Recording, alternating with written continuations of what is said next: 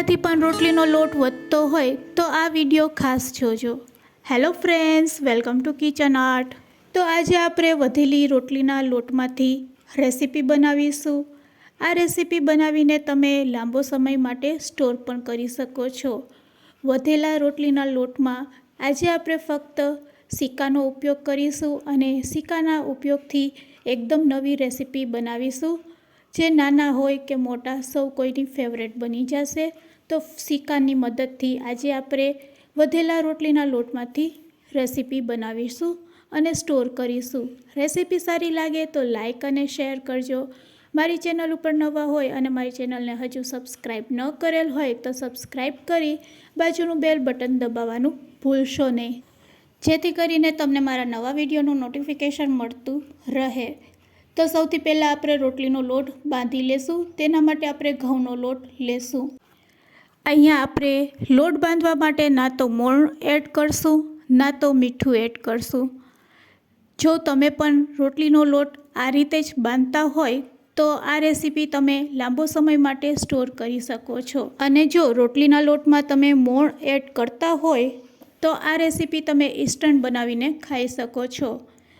અને જો તમારે પણ સ્ટોર કરવી હોય આ રેસીપી તો આ રીતે ઘઉંનો લોટ આપણે 2 વાટકી જેટલો લેશું અને તેમાં પાણી એડ કરતા જઈશું।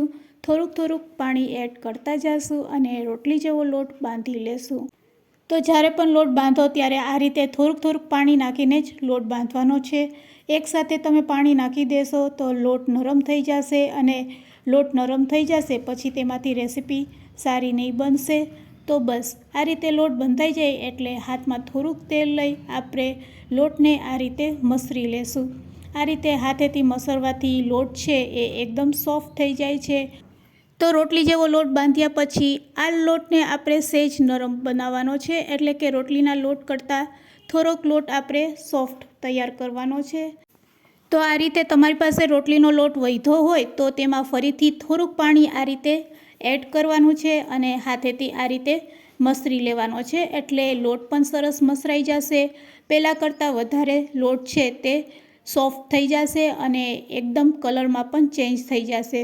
તો હવે તમે જોઈ શકો છો લોટનો કલર પણ ચેન્જ થઈ ગયો છે અને પહેલાં કરતાં વધારે રોટલીનો લોટ છે તે સોફ્ટ થઈ ગયો છે। બસ આનાથી વધારે આપણે નરમ લોટ નથી બાંધવાનો। તો લોટ અહીંયા આપણો બંધાઈને રેડી છે। હવે ઇન્સ્ટન્ટ નાસ્તો તૈયાર કરવા માટે અહીંયા આપણે સંચાનો ઉપયોગ કરીશું। સંચામાં આપણે સેવવાળી જાળી રાખી દઈશું, સાથે 1 રૂપિયાનો સિક્કો। તો ફ્રેન્ડ્સ આ રીતે આપણે પહેલાં સંચાને ફિટ કરી દઈશું, પછી તેમાં અંદર આપણે 1 સિક્કો મૂકી દઈશું। આ સિક્કાનો કામ એ છે કે જ્યારે આપણે સેવ પાડીએ છીએ ત્યારે સેવ છે તે એકબીજાને ચોંટશે નહીં। બસ હવે આપણે તૈયાર કરેલો ઘઉંનો લોટ તેમાં ભરી લેશું અને ઉપરથી ફિટ કરી લેશું સંચાને। તો અહીંયા આપણો સંચો તૈયાર છે। બસ તો ફ્રેન્ડ્સ હવે તમે સમજી ગયા હશો કે આપણે શું બનાવી રહ્યા છે। હા ફ્રેન્ડ્સ, ઘઉંના લોટની આપણે સેવ બનાવી રહ્યા છે અને આ સેવને તમે લાંબો સમય માટે સ્ટોર કરી શકો છો। તો રૂપિયાના સિક્કાના કારણે અહીંયા સેવ બિલકુલ ચોંટશે નહીં અને આ રીતે આપણે સેવ પાડીને તેને તડકા વગર પંખા નીચે પણ સૂકવી શકીએ છીએ। તડકામાં પણ સૂકવવી હોય તો સૂકવી શકો છો અને તડકો ન આવતો હોય તો આ રીતે પંખા નીચે તમે 2 દિવસ રાખશો એટલે સેવ સરસ સુકાઈ જશે। સેવ સરસ સુકાઈ જાય એટલે તેને ડબ્બામાં ભરીને તમે લાંબો સમય માટે સ્ટોર કરી શકો છો।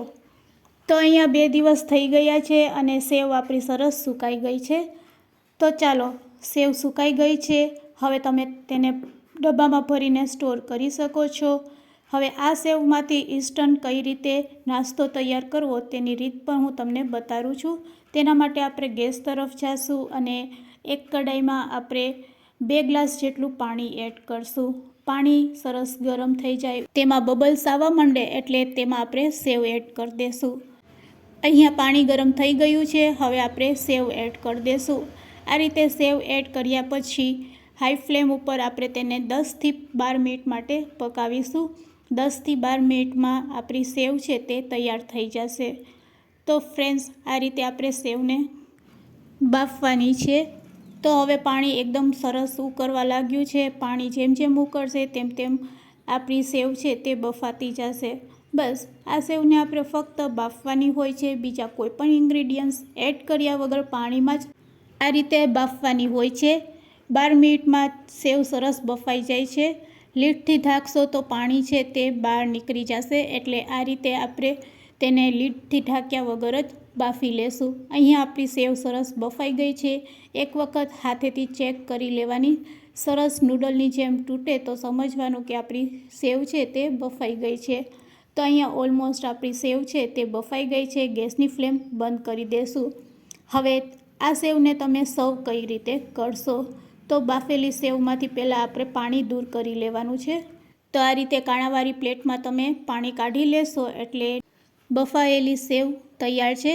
ગરમા ગરમ જ તમારે આ સેવને સર્વ કરવાની હોય છે.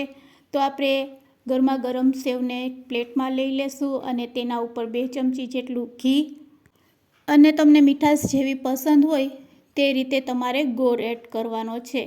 ગરમા ગરમ આ સેવને મિક્સ કરીને સર્વ કરો. મોટા નાના સૌ કોઈની ફેવરેટ સેવ તૈયાર છે. તો ફ્રેન્ડ્સ, આજની આ રેસીપી તમને કેવી લાગી તે મને કમેન્ટ્સમાં જરૂરથી કહેજો. વિડીયોને એન્ડ સુધી જોયો હોય તો એક લાઇક જરૂરથી આપજો અને હા, તમારા ફ્રેન્ડ્સ, મિત્ર અને ગ્રુપમાં શેર કરવાનું ભૂલશો નહીં. અને મારી ચેનલ ઉપર નવા હોય તો મારી ચેનલને સબસ્ક્રાઈબ જરૂરથી કરી લેજો. Thanks for watching. ફરી મળીશું એક નવા જ વિડીયો સાથે.